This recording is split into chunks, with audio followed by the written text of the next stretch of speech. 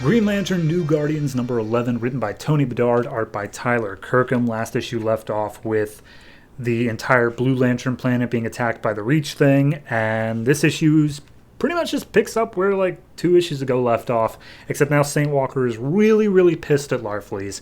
And also we got to get Bleeze back in the book because she went off to do Red Lantern stuff. So Monk teleports her in.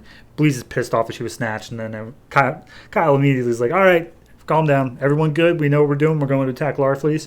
And Weapons Master, who's still there for Arkilla, was like, hey, I'm not really a part of this. Can I go? And he's like, no, sorry. You got to stay because we have nowhere else for you to go at the moment. So then we cut over to Akara, and Larfleeze is looking over his collection of constructs. And he's like, wait a minute, there's a hole here. Where's this one? And Sade is telling him, oh, that's Glomulus. You sent him with the rest of the lanterns to go kill Invictus. And so he spawns Glomulus again from his ring. And Glomulus is genuinely upset that he, like, died. He's like, where's my friends? And Sade is like, oh, a bounty hunter killed you. And he had very specific technology. But don't worry, your friends are alive. And Larfleeze is like, hey, Sade, how did that bounty hunter know how to kill my... Are you selling my secrets to the enemy? And Sade's like, I am your slave. If you think I'm spying on you, you are more than welcome to let me go. And he's like, nah, it's not going to happen. Wait a minute, there's someone on my planet. And then we cut to the New Guardians who have arrived on his planet. And immediately he just shows up and says, like, hey, you guys said you'd kill Invictus, and now you cut a deal with him? What's going on here?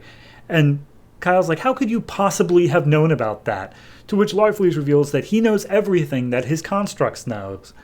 And for some reason, Glomulus has this like super sad look on his face, like he just got caught out in betraying them, despite the fact that there's no way he could have known that. But then, just to add insult to injury, Kyle's like, Glomulus, I thought we were friends. And then a giant battle breaks out, and really there's not a whole lot to that. So we cut over to Invictus, who's moving his orrery around the Vega system. And he comes to one of the planets that he has a copy of. And he's like, hey, planet Io, you guys are all sinners. You don't worship the good ways anymore. So I'm going to destroy your planet and replace it with my own. And he just lets out an energy blast, completely destroys the planet, and leaves his new Io there. And they're like, oh, hey, praise God. And he's like, don't worry, I'll be back. But first I need to take care of a little Larfleeze problem.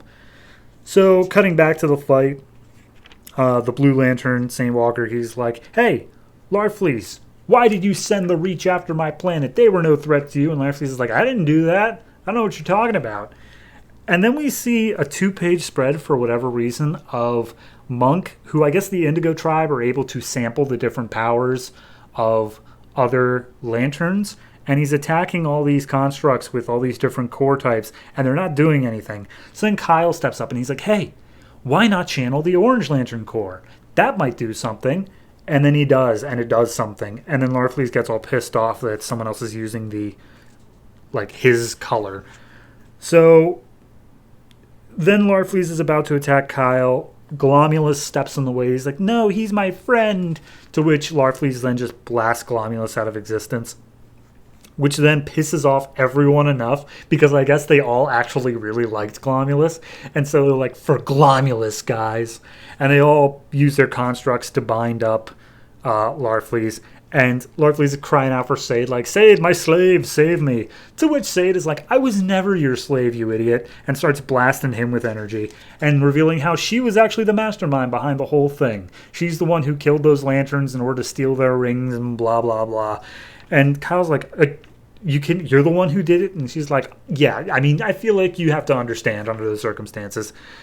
To which Fatality's got Larfleeze, like, dead to rights, is about to kill him. And then Kyle's like, wait, hasn't there been enough killing? To which, personally, me reading it, I say no. Like, clearly this is a Batman killing the Joker sort of situation, but, like, a lot worse because he's on a cosmic scale of death here, but yeah, no, let's just go ahead and take the moral high ground. But Fatality's like, well, all right, but if we got to figure out some way to keep fighting Larfleeze and also taking care of that, seeing that Invictus has arrived with his solar system. And that's where it leaves off. Okay, yeah. I mean, I feel like I feel like it made sense that it was Sade the whole time. Like, once it was revealed that it wasn't Larfleeze, and I believed him when he said that, I feel like it made sense that it had to be Sade of trying to frame Larfleeze. That makes the most sense here. Honestly, now that we've hit this point in the story, I feel like Invictus wasn't really that big of a thing. Honestly, I mean, I know this issue just took a step away from him, but we've actually had like I think 4 issues away from him now. Because I think the last issue they had him was like issue 7 or something. We've had quite some time away from Invictus, and really it just seems more of the fact of here is an unbeatable foe. Here is just a force of nature that's going to force you into conflict with Larfleeze. So this story was really all about just taking care of Larfleeze in the end. And honestly, if it wasn't for the fact that they very clearly reminded me here, I probably would have forgotten about the whole stealing the rings thing that this entire story began with. It just didn't seem pertinent at all. So I guess it's more of an evolving sort of thing of, okay, here's something that we're doing now, and then it's influencing this thing later. I don't have a problem with it. It's just weird to me how the things that began what you would consider to be this arc just came up as so insignificant in the end. Where it's like, oh, a bunch of lanterns have died from each corps. And, like, it really didn't matter in the end. So, for this particular issue, it felt a little bit disjointed. Like, you got that one thing with Monk just sampling powers. You got the thing where Glomulus betrayed them for whatever, but, like, didn't. It just felt a little bit disjointed to me personally. Art-wise, fantastic, though. Don't have an issue with that. So, overall, I give it, like, I give it a very high 6.5, but still a 6.5. Yeah. I mean, I'm really close to 7. It really is on the precipice. But honestly, most of the problems here just feel like it's simultaneously not doing a lot because it is just an extended fight scene, but also feels really rushed in places where it's like we had the whole Glomulus coming back to life, seemingly betraying them, then sacrificing his life, and then everyone rallying around him, all over the course of like 4 pages total. So, yeah, it has its issues, but it's still a decent book.